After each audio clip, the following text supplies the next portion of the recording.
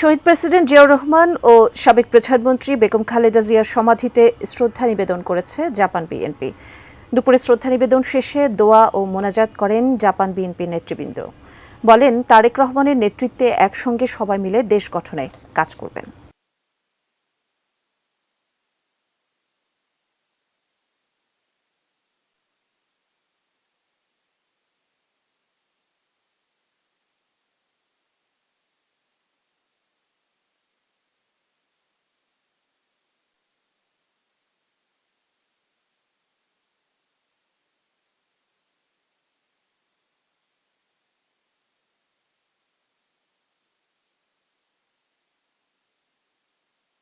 হয়েছি আমরা আমাদের দেশনেত্রী বেগম খালেদা জিয়ার কবর জিয়ারত করতে।